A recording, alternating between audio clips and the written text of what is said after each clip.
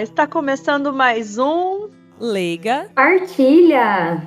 Eu sou a Luciana. Eu sou a Letícia. E eu sou a Mariane. Lembramos que este é um podcast para refletirmos sobre o Evangelho de uma maneira mais informal e descontraída, mas sempre com muito respeito. Porém, nesse episódio de hoje, teremos novidade. É isso mesmo, gente. Hoje nós vamos ajudar vocês a entenderem um pouquinho mais a respeito de um assunto que costuma ter um quê de mistério, fé, curiosidade e até polêmica. Parece que é um Globo Repórter, mas não é. Corpos incorruptos. Pois é, corpos que não se decompõem após a morte da pessoa. Seria isso aí fato ou fake news? É milagre? A ciência explica tudo? Nós vamos tentar aí desmistificar para vocês esse episódio, alguns detalhes. Já fica aqui o aviso de que pode ter algumas descrições da situação do corpo e tal, então para pessoas mais sensíveis fica o aviso. Não é nada demais, assim, não vamos procurar focar no estado do corpo, mas pode acontecer de ter algumas descrições que podem, algumas pessoas mais sensíveis podem se sentir incomodadas. Então fica o aviso, mas fica aí com a gente.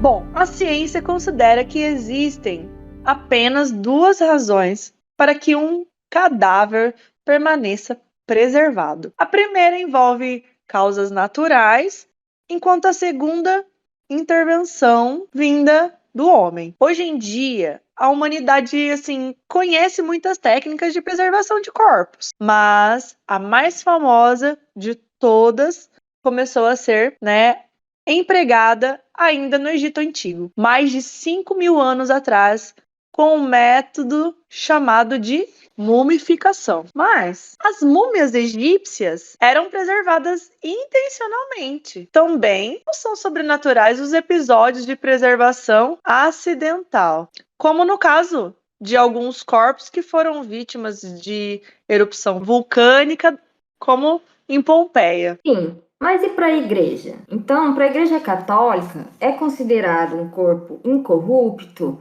aquele em que há uma preservação milagrosa da decomposição normal após a morte. Não tem uma definição simples de que em condição esse corpo dessa pessoa santa deve estar para ser declarado incorrupto, e não requer necessariamente que o corpo esteja permanentemente na mesma condição na qual ele se encontrava. A razão que determina que a incorruptibilidade é milagrosa é porque não é possível explicar que tenha sido causada pela preservação intencional, como a Mari comentou, no caso da mumificação, ou pela preservação não intencional, como causas naturais, no caso das vítimas da erupção vulcânica de Pompeia.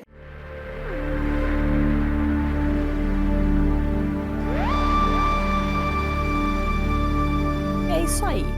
Então, temos ali a autora católica chamada Joan Carol Cruz, que ela escreveu sobre o fenômeno dos corpos incorruptos no seu livro de 1977, cujo nome, o título do livro é Os Incorruptos. Nesse livro, que inclusive é bem difícil de encontrar, já fica aí a dica para vocês que não é tão fácil não, a gente só encontrou na internet, eu encontrei alguns trechos em inglês, então eu acho que até para comprar talvez só tenha em inglês.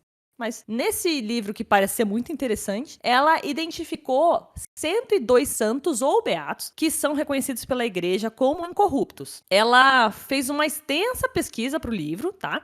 Ela trocou correspondência com os santuários que guardavam esses corpos para verificar a autenticidade da característica de incorruptibilidade desses corpos e descobrir se eles foram, por exemplo, embalsamados. Ela, na época de escrever o livro, inclusive ressaltou que haviam erros ou rumores falsos sobre a incorruptibilidade de alguns santos. Bom, foi o Papa Bento XIV quem deu essa definição de incorruptibilidade em um tratado sobre o processo da beatificação e canonização dos santos. Então, por volta de 1708, ele determinou que os corpos de pessoas santas que estão intactas, mas que se desintegram depois de alguns anos, não podem ser considerados preservação milagrosa. Então, segundo ele, né, segundo o Papa, as únicas conservações que estava disposto a considerar, né, algo extraordinário, seria aquelas que conservam a sua flexibilidade, cor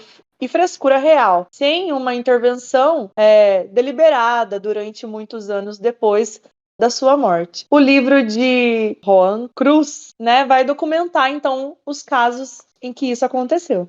Foram descobertos alguns casos por cientistas em pesquisa aprovada pela Igreja na década de 80, em que haviam sinais de embalsamamento nos corpos dos santos. O que a autora do livro diz é que alguma preservação deliberada depois da morte não exclui a possibilidade de que o cadáver ainda possa exibir uma condição milagrosa muitos anos depois da morte. Mas, segundo sua pesquisa, apenas 1% dos 102 incorruptos que ela identificou haviam recebido alguma intervenção, sendo que muitos outros certamente não haviam recebido, já que pertenciam a ordens religiosas que não permitiam essa prática. Então, né, a autora ali quer dizer que é possível que alguns tenham recebido essas técnicas de conservação do corpo, mas é a minoria que recebe, né?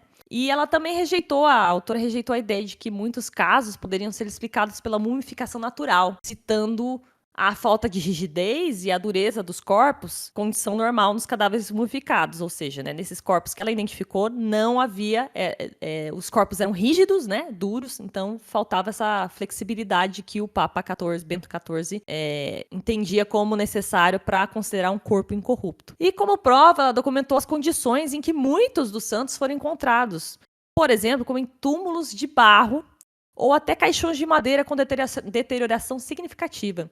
O corpo de São Charbel, por exemplo, foi encontrado boiando no barro.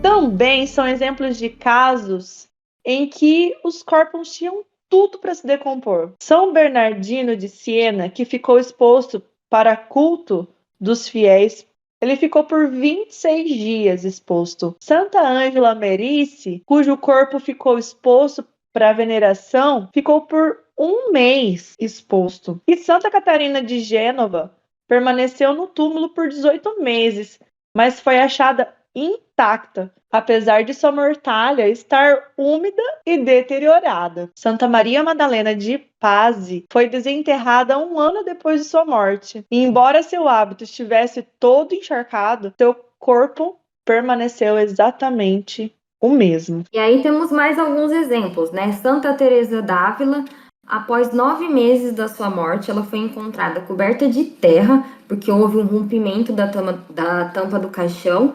E, mesmo vestida com pedaços de tecidos sujos e decompostos, o seu corpo não se encontrava apenas fresco, como também intacto e exalando uma curiosa fragrância. Essa mesma resistência à umidade pode ser verificada também nos corpos de São Carlos Borromeu, Santa Catarina de Bolonha, Santa Catarina Labourier e São Charbel. O caso de São Comano, que ficou suspenso por tanto tempo na árvore em que foi enforcado, que todos os habitantes da região ficavam assim meio maravilhados, que estavam conservados ainda, apesar de estar lá pendurado. São Josafá foi lançado em um rio, onde ele permaneceu por cerca de 1 semana, o corpo ficou 1 semana no rio, sem sofrer nenhum dano. São Francisco Xavier, São João da Cruz e São Pascoal Bailão também são exemplos de coisas até mais impressionantes. Eles resistiram de modo muito impressionante às substâncias corrosivas que foram lançadas sobre o corpo deles. O corpo resistiu a esse tipo de deterioração. Bom, existem alguns casos em que esses corpos, além de intactos,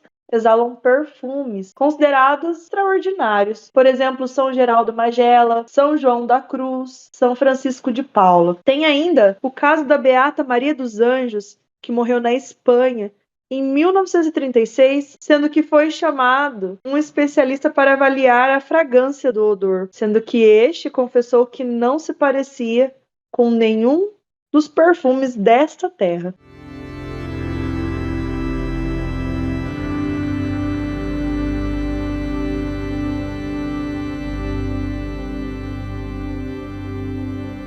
né, gente? Muitos casos extraordinários. E conforme foi estabelecido pelo Papa Bento XIV, a flexibilidade e maciez dos corpos é fundamental para caracterizá-los como incorruptos. Isso porque vai justamente contra o chamado rigor mortis, que é o quê? Que é o aspecto duro e rígido que um corpo apresenta apenas poucas horas após o falecimento da pessoa. Há casos, mas gente, há casos de santos da igreja em que os corpos ficaram flexíveis por muitos anos após a sua morte, como, por exemplo, Santa Catarina de Bolonha, que tinha o corpo tão maleável 12 anos depois da sua morte que foi colocado na posição em que ele se encontra até hoje, sentado. Mas, gente, não recomendo procurar para ver na internet. Tem algumas imagens, né? Apesar do corpo ter ficado bem flexível, né? Agora, como já a gente comentou, a passagem do tempo, apesar de impressionantemente muitos anos depois ainda ter sido conservada, a passagem do tempo ainda começa a fazer seu efeito, né? Então, algumas imagens são um pouco mais chocantes mesmo, né? De se ver. Mas pode ser perturbadora para algumas pessoas. É uma boa palavra, perturbadoras para algumas pessoas. Mas vale lembrar que mesmo para a igreja, um corpo incorrupto não quer dizer que é um corpo indestrutível, ok? Para a fé da igreja, apenas os corpos gloriosos de Jesus, que ressuscitou, né? E Maria, que em virtude da sua assunção, ou seja, foi direto ao céu sem, né, ter passado pela morte física, digamos assim, na terra, né? Que são considerados incorruptíveis. Ou seja, estamos falando aqui de corpos incorruptos dos santos, mas apenas Maria e Jesus e Maria, são considerados corpos incorruptíveis, ou seja, indestrutíveis. Os corpos dos santos são destrutíveis, são pessoas humanas, apesar das condições totalmente diferentes, né? Ainda não são como a igreja vê a questão de Jesus e Maria. Tomemos como exemplo aí o caso emblemático de Santa Bernadette, talvez uma das mais conhecidas aí quando se fala em corpos incorruptos, né? Que teve a sua primeira exumação do corpo em 1909, 30 anos depois da sua morte, tá? Então ela morreu 30 anos antes de 1909, e em 1909 foram lá e tiraram o corpo dela, né, do caixão. E com os recursos disponíveis na época, 2 médicos verificaram que seu corpo estava preservado de forma bem incomum. E sem cheiro, sem mau cheiro ainda. E não havia nenhum sinal de embalsamamento naquela ocasião, em 1909. O corpo, no entanto, não estava perfeito. Havia sinais de rigidez e nas poucas horas em que foi exposto ao ar, o corpo começou a ficar preto. Então teve mais uma segunda exumação e depois uma terceira exumação do corpo de Santa Bernadette, em 1925, quando a igreja decidiu expor o corpo como relíquia aos fiéis. E aí chamaram Pierre Imans, um escultor muito renomado na época, que foi convidado para produzir mãos e máscara de cera, que desde então recobrem os restos mortais de Santa Bernadette.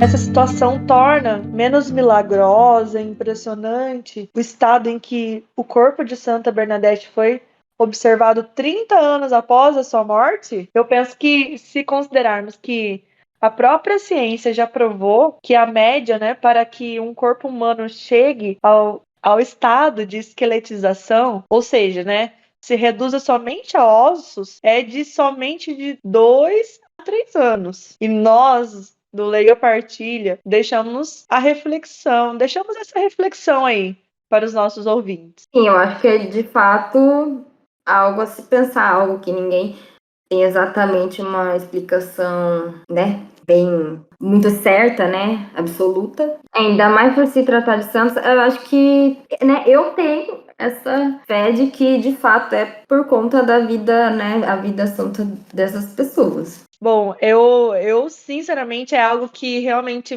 não é questão de impressionar no sentido de ficar assustada. É algo assim de se impressionar no sentido de como realmente, né, tem marcas do céu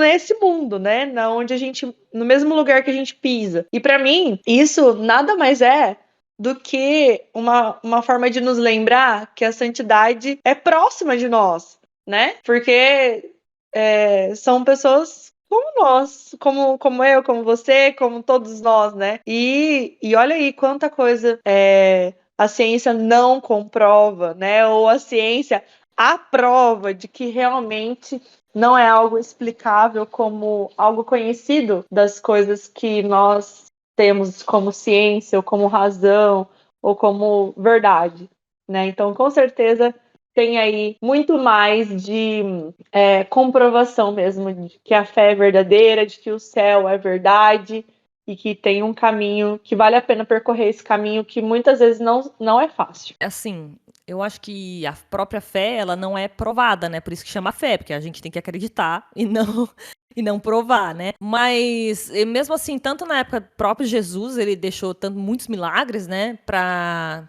ajudar a gente que é fraco de fé, né? Eu acho assim, né? E também depois da sua, da sua morte e ressurreição, eu acho que esses fenômenos, né, como desses casos dos corpos incorruptos, podem ser também pistas, né?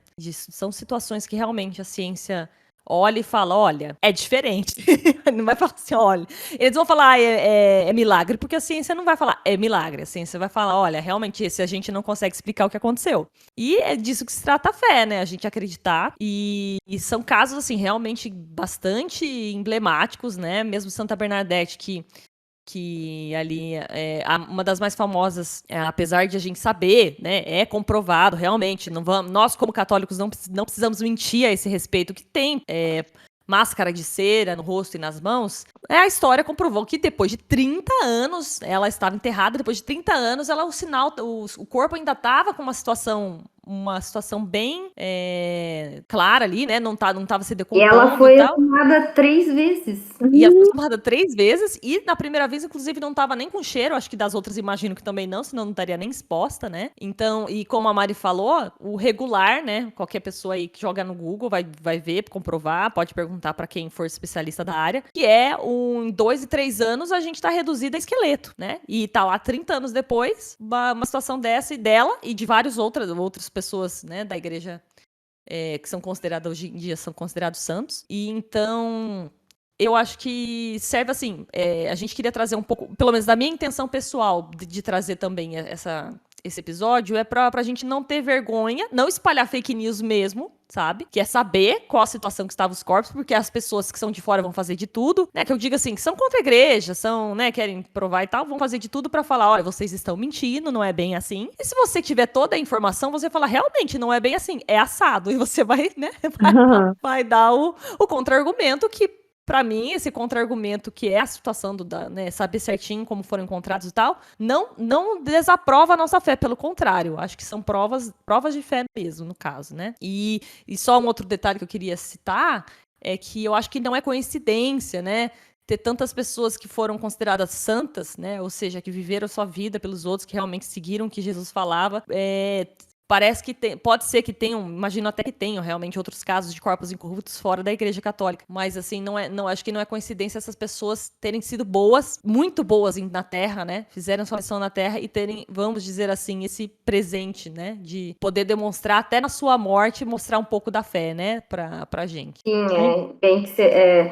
E eu lembrei de outros casos que eu também não pesquisei muito, mas enfim, quando apareceu de corpos incorruptos, né? Que não eram de santos da igreja, era um caso de um menino e 3 crianças que moravam no México, foi isso? Eu não lembro. Então, crianças, né? Assim, eu acho que tem tudo a ver, né? Pessoas que não têm menos, não tem maldade, assim, ou tentaram não viver com isso. Isso não é a ciência que vai explicar, né? É a fé mesmo, então. Assim, você pode apontar as estatísticas, né? Mas só a fé que vai poder mostrar, né? Olha, realmente, 30 anos depois, 50 anos depois, um corpo que saiu da água, que ficou dando um tempo na água, tava lá em contato com uma coisa molhada durante anos e anos e anos, e, né? Enfim, não acontecer. Tá praticamente nada. sem qualquer mudança, qualquer alteração, sendo que era pra estar reduzido a esqueleto. É de se pensar, não é mesmo? É de se pensar. Com certeza. É isso mesmo, gente. Então a gente deixa a reflexão para vocês também. O que vocês acham? Vocês já sabiam disso? Né? Conta pra gente, manda sua mensagem. E agora, né? Estamos quase encerrando o episódio. A gente vai falar um negocinho legal. Então a gente citou nesse episódio, né, diversos casos do que aconteceu com certos santos né, após a sua morte. Mas, o que é mais importante, né, com certeza eles também tiveram vida com muita história. É isso aí, por isso a gente resolveu abrir uma votação para que vocês, nossos ouvintes do Leiga, nossos colegas e colegas, para que vocês nos ajudem a escolher o tema do nosso próximo episódio. Bom, então, nós reduzimos essa lista para 3 opções, que costuma ser, sim, até os nomes mais comentados, né? E que geram bastante curiosidade. E esses nomes são Santa Bernadette, Santo Padre Pio, de Pietretina, e São Charbel. Então, nós já vamos, então, abrir essa votação, né? Lá aonde nós vamos poder votar, gente? Lá no nosso Instagram, @leigapartilha, e no nosso Facebook, Leiga Partilha. E você também pode deixar, né? Onde lá você também pode deixar o seu comentário, crítica, sugestão sobre este ou sobre os outros episódios. Fique bem à vontade e se sinta partilhando conosco. Se tiver intimidade com a gente, pode mandar para o nosso WhatsApp também. Ai, quero a história desse. Esses episódios que você pode ouvir, né, na plataforma onde você está ouvindo agora. Você pode ouvir ver pelo YouTube, pelo Instagram, pelo Spotify e, na verdade, a maioria das plataformas de áudio digital, né? A gente está. Só joga lá, Leiga Partilha, e você vai encontrar. E, gente, compartilha nossos episódios. E esse tá tão legal, né? É isso aí. Dá uma forcinha para nós. Então, e só para lembrar para vocês, né, a gente pesquisou para poder fazer bem esse episódio e as fontes de pesquisa desse episódio vão estar no descritivo deste episódio agora, tá bom? Então vai estar lá quem quiser tiver curiosidade, as fontes estarão no descritivo do episódio. Ah, eu lembrei de outra coisa. Se vocês quiserem mandar, né, votar e ainda tiverem algum...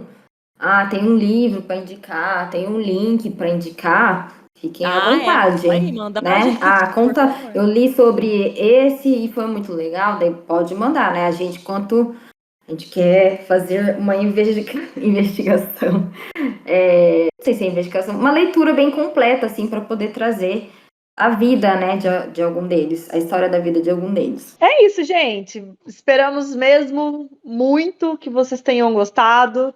Eu, pessoalmente, eu adoro esse tema, né? Um dos assuntos, assim, que me faz ficar assim, poxa, caramba, olha só que comprovação, né? Então, assim, fortalece a minha fé. E eu espero muito, né? Eu tenho certeza que as meninas também esperam que vocês tenham gostado. E mande aí para nós, então, as suas sugestões. E nosso episódio hoje está chegando ao fim, né, menina? Mais um. Mais um! Muito bom, isso mesmo. E então, esperamos vocês nas nossas votações, interagindo conosco nas nossas redes sociais. E até o próximo episódio. Vamos juntos, meninas, para despedida? Vamos. Em 3, 2, 1. Tchau! Tchau!